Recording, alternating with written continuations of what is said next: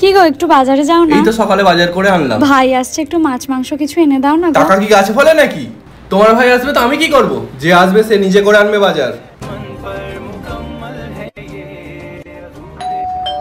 হ্যাঁ, এসে পড়েছে তোমার ভাই, দেখো। কেমন আছিস? ভালো। এই তো এসে পড়েছে। সবাই বাড়িতে ভালো আছে? তাহলে কিসের জন্য আসা হলো শুনি? জমিটা বন্ধ করে রেখে কিছু টাকা নিলাম, নতুন ব্যবসা শুরু করবো বলে।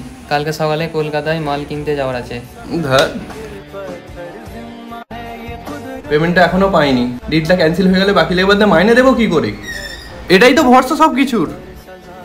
কি হয়েছে? আর বলো না, সব সব সব নষ্ট হয়ে গেছে। পেমেন্টটা এখনো ঢোকেনি জানো, আর কালকের মধ্যে টাকা জমা করতেই হবে, না হলে ডিলটা ক্যান্সেল হয়ে যাবে। এটাই আমাদের লাস্ট ভরসা।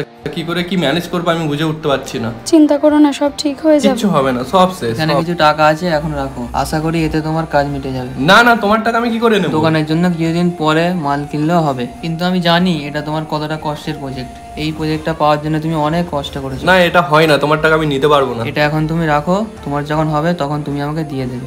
গরিব বলে কত না অপমান করেছি, আজকে সেই আমার পাশে দাঁড়ালো। থ্যাংক ইউ ভাই, এত অপমান করেছি তোমাকে, তারপরেও তুমি এই বিপদের দিনে সাহায্য করলে, টাকাটা দিয়ে আমার অনেক উপকার করলে। Thank you. তুমি প্লিজ আমার বিজনেসে জয়েন করো। বিপদে পড়ে আজ বুঝলাম কখন কাকে কার প্রয়োজন কেউ জানি না, তাই কাউকে ছোট করা উচিত নয়। আল্লাহ মাফ করে দিও।